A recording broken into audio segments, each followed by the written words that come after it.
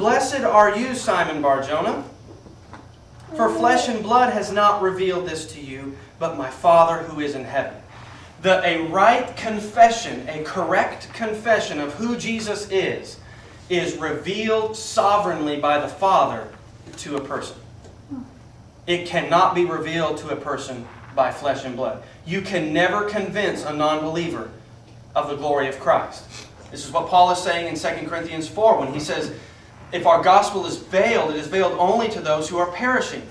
For the God of this age has blinded the minds of the unbelievers to keep them from seeing the glory of Christ, who is the image of God.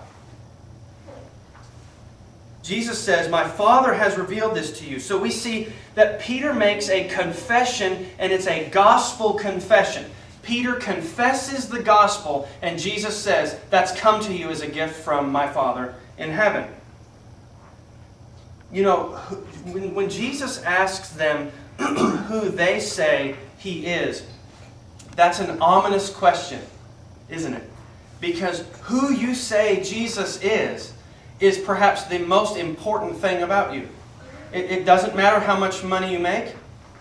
It doesn't matter where you're from or where you're going, or as we say here, where you're to. It doesn't matter who you're related to or what bloodline you come from, as Jesus told Nicodemus in John chapter 3.